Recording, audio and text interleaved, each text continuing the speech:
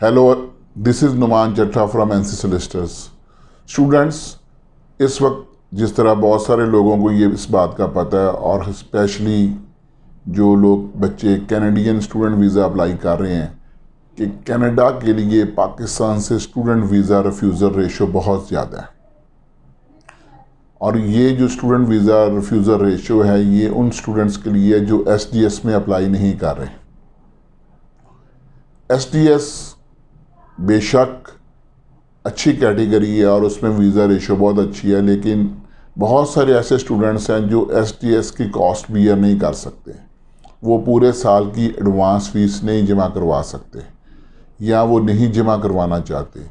वो अपने लिविंग का $10,000 कनाडा बैंक में पहले ट्रांसफ़र नहीं करवा सकते या नहीं करवाना चाहते, और वो फिर उनके पास यही ऑप्शन बचती है कि वो ordinary visa student visa process करें। और जब ऑर्डिनरी वीज़ा प्रोसेसिंग की बात होती है तो उसके अंदर सबसे पहला कंसर्न बच्चों के ज़हन में ये आता है, स्टूडेंट्स के ज़हन में ये आता है कि हाई वीज़ा रिफ्यूज़ल। आज इस वीडियो में मैं कोशिश करूँगा कि उन एरियाज़ को आइडेंटिफाई करूँ जिनमें रिफ्यूज़ल की वो एरियाज़ जो रिफ्यूज़ल की वजह बनते हैं, और उन एरियाज़ को हम किस तरह कवर कर सकते हैं ताकि अगर कोई स्टूडेंट अपना कैनेडियन स्टूडेंट वीज़ा अप्लाई करने जा रहा है तो वो किन किन चीज़ों को प्रॉपरली टेक केयर करके अपने रिफ्यूज़ल चांसेस को कम करके वीज़ा लेने के चांसेस को बढ़ा सकते हैं। मेरी आप इस वीडियो को अगर एंड तक देखेंगे तो देन आप इस पोजीशन में होंगे कि टू अंडरस्टैंड कि वो क्या चीज़ें हैं जो आपने अवॉइड करनी है और वो कौन सी चीज़ें हैं जिनके ऊपर आपने फोकस करना है।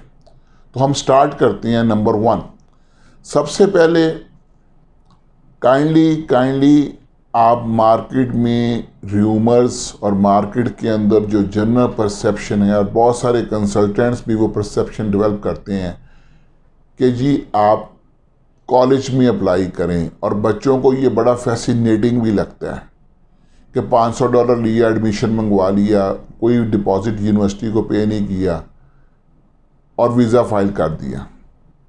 देखिए, नंबर 1 इम्पॉर्टेंट टिप है कि आप कोशिश करें कि किसी यूनिवर्सिटी में एडमिशन लें, और अगर आपने किसी कॉलेज में भी एडमिशन लेना है तो वो भी उसके वर्किंग करके चेक करें कि क्या वो कॉलेज कोई अच्छे स्टैंडर्ड का कॉलेज है, क्योंकि वीज़ा ऑफिसर को इस बात पे सेटिस्फाई करना कि एक बच्चा पाकिस्तान से कनाडा पढ़ने जा रहा है और वो एक ऐसे कॉलेज में एडमिशन ले रहा है जिसकी ना कोई पोजीशन है, ना कोई रैंकिंग है, ना उस कॉलेज को कोई जानता है, तो पहली जो डाउटफुल चीज़ होती वीज़ा ऑफिसर के जहन में आती है कि एक बच्चा पाकिस्तान से हज़ारों किलोमीटर दूर जा रहा है, अपने माँ बाप बहन भाइयों को, अपने मुल्क को, अपने कल्चर को छोड़ के पढ़ने जा रहा है, लाखों रुपए लगाएगा, और वो एक ऐसे इदारे में एडमिशन ले रहा है जिसकी वर्थ ही कोई नहीं, जिसकी डिग्री को कनाडा में कोई नहीं पूछता, जिसकी क्वालिफ़िकेशन को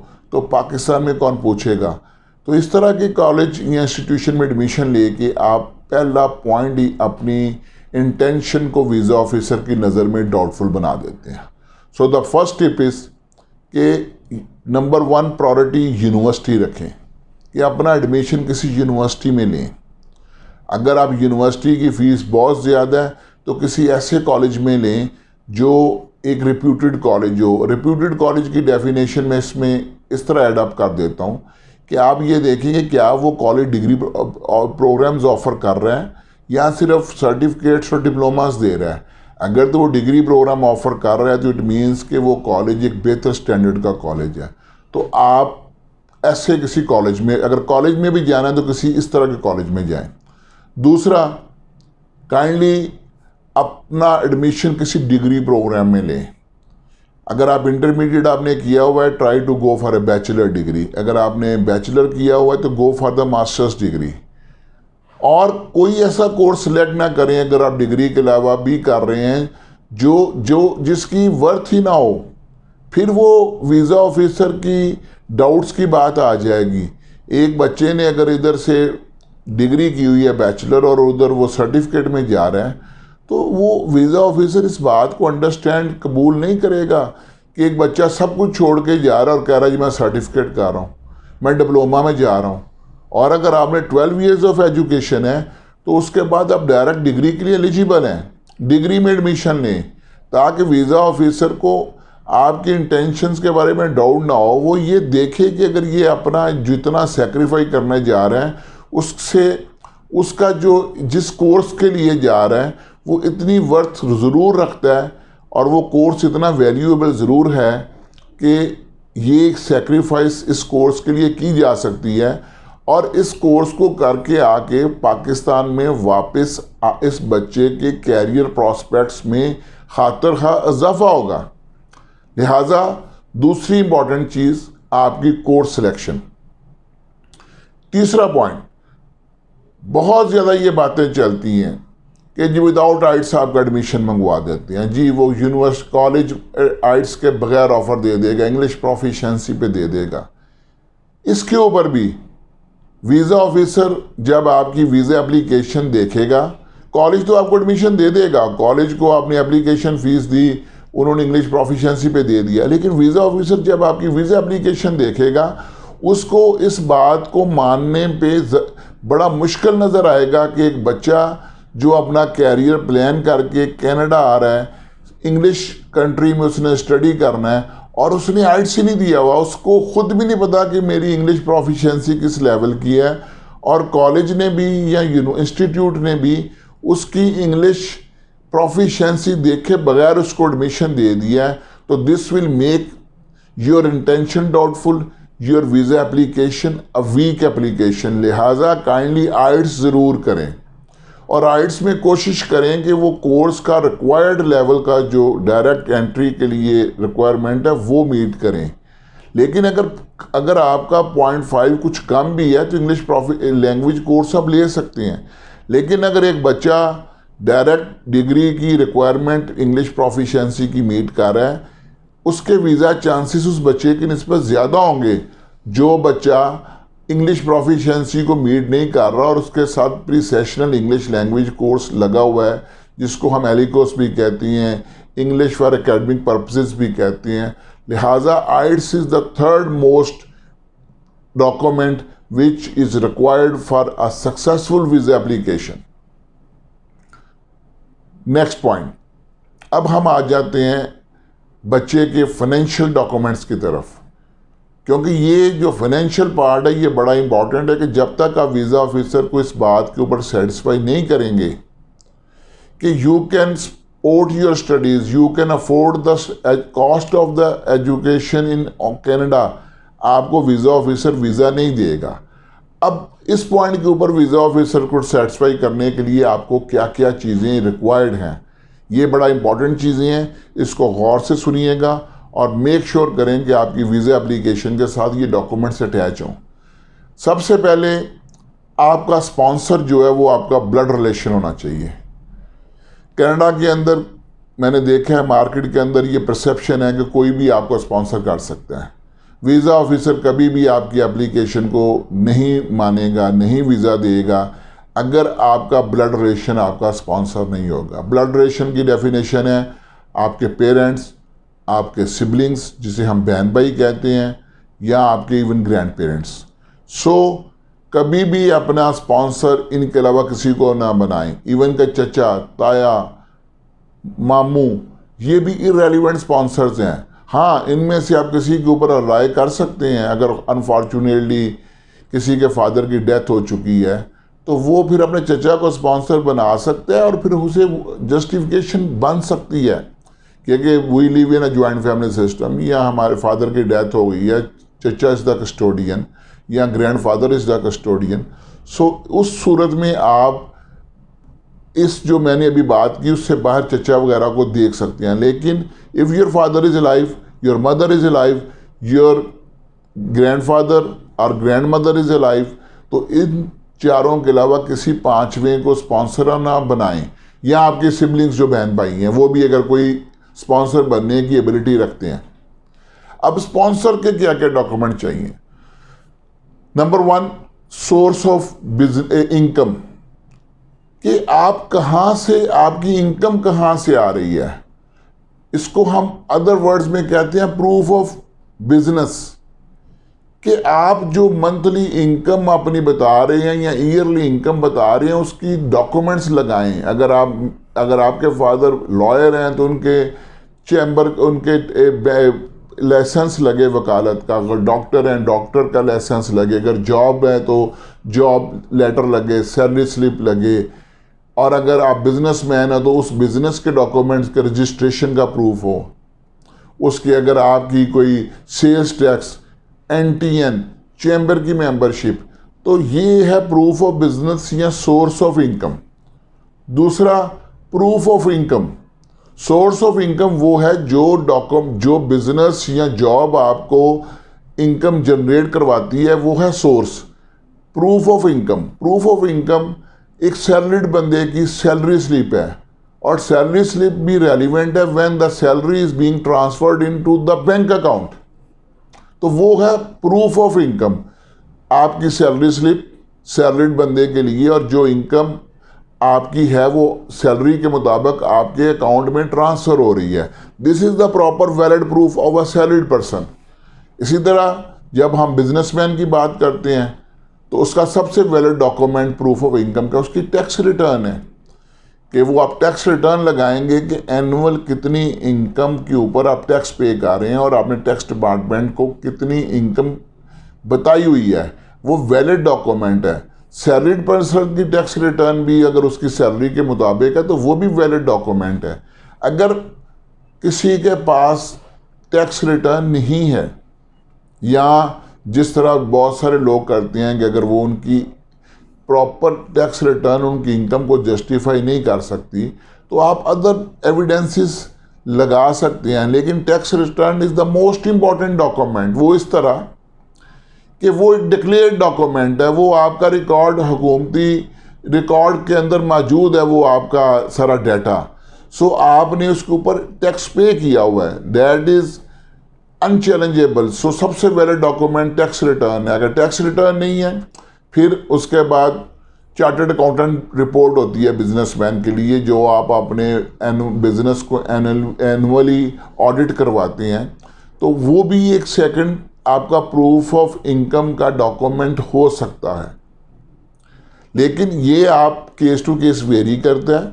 अगर आप किसी कंसल्टेंट के थ्रू कर रहे हैं तो अपने कंसल्टेंट से बात करें और वो आपको बेहतर गाइड करेगा। लेकिन these are the two documents for business related persons और salary for job related persons. उसके बाद आपके एसेट्स, वो एसेट्स आपके स्पॉन्सर के नाम पे हों, आपके सिबलिंग्स के नाम पे हों, आपके किसी पेरेंट के नाम पे हों, या आपके अपने नाम पे, वो भी साथ ज़रूर लगाएं कि वो आपकी फाइनेंशियल वर्थ शो करता है कि आपकी फाइनेंशियल फैमिली वर्थ क्या है, क्या आप इस काबिल हैं, आपकी फैमिली इस काबिल है, उनके इतनी एसेट्स भी हैं। ये भी आपका एक कंट्रीब्यूटिंग फैक्टर होता है टूवर्ड्स योर वीज़ा सक्सेस। उसके बाद आ जाता है आपकी अवेलेबिलिटी ऑफ फंड्स, यानी कि बैंक स्टेटमेंट।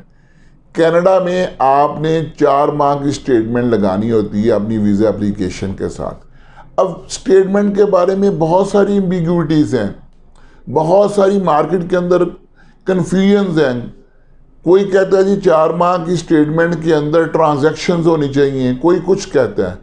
लेकिन मैं आपको कैटेगोरिकली ये बात बता रहा हूँ कि जो 4 माह की आपकी स्टेटमेंट लगाने का मकसद जो वीज़ा ऑफिसर ने जिस नज़र से देखना है वो ये है कि 4 माह के अंदर जो आपके स्पॉन्सर के अकाउंट में पैसे पड़े हुए हैं, जो फ्लक्चुएट नहीं किए, जो मिनिमम बैलेंस 4 माह से आपके अकाउंट में मेंटेन्ड है, उसकी नज़र में वो आपकी सेविंग्स हैं, और वो आपका स्पॉन्सर उतनी पैसे उसके पास पड़े हैं जो उसकी ज़रूरतों से ज़्यादा हैं। So minimum balance maintained for last 4 months will be considered as your proof of funds. अब इसके अंदर कुछ बच्चों का ये होता है कि ऑब्वियसली फंड्स नहीं पड़े तो उनके स्पॉन्सर जो भी है वो वीज़ा फाइल करते हुए पैसे डलवाते हैं। अगर आपकी पिछले 4 माह से कम अरसे की स्टेटमेंट मेंटेन्ड है, या अगर 4 माह की स्टेटमेंट लगाई है और रिसेंट डिपॉजिट्स आए हैं जो रूटीन से हट के हैं, तो उसकी जस्टिफिकेशन ज़रूर होनी चाहिए कि वो पैसे कहाँ से आए, और वैलिड जस्टिफिकेशन होनी चाहिए। अगर आपने कोई प्रॉपर्टी सेल की आपके स्पॉन्सर ने, तो सेल डीड उसके साथ होनी चाहिए। जो प्रॉपर्टी सेल की उसकी ओनरशिप डॉक्यूमेंट्स होने चाहिए। जिस पेमेंट जिस सोर्स से आई, अगर चेक के थ्रू आई, चेक की कॉपी लगाएं। अगर ऑनलाइन ट्रांसफ़र हुए तो अपनी स्टेटमेंट के साथ कोशिश करें कि जिसने पैसे ट्रांसफ़र किए हैं उसकी स्टेटमेंट भी साथ लगे। इसी तरह अगर आपके स्पॉन्सर ने अपने किसी बिजनेस अकाउंट से आपके अपने पर्सनल अकाउंट में बैंक स्टेटमेंट में पैसे ट्रांसफ़र किए हैं फॉर योर स्टडी, तो वो बिजनेस स्टेटमेंट भी साथ लगाएं, सब पर्सनल स्टेटमेंट भी लगाएं। These are very important documents.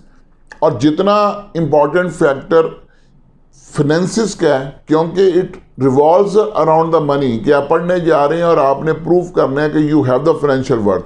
So in documents को बड़ा केयरफुली देखें। कंसल्टेंट के थ्रू कर रहे हैं तो आई होप कि consultant will have the ability to understand कि मैंने क्या क्या लगवाना है। और एक लास्ट बात इस पॉइंट से कहूँगा, काइंडली फेक डॉक्यूमेंट ना लगाएं। फेक डॉक्यूमेंट आज के दौर में पकड़े जाते हैं। फेक डॉक्यूमेंट लगा के अगर आपकी फाइल के ऊपर एक भी ऐसा डॉक्यूमेंट वीज़ा ऑफिसर को पता चल गया थ्रू वेरिफिकेशन और एनी अदर सोर्स के आपका एक भी डॉक्यूमेंट फेक है, भले आपकी जितनी मर्जी अच्छी एप्लीकेशन हो, डेट वुड बी रिफ्यूज्ड। अब एक लास्ट बात जो मैं इस हवाले से करना चाहता हूँ, जो सबसे इंपॉर्टेंट है, वो है आपकी स्टेटमेंट ऑफ पर्पस।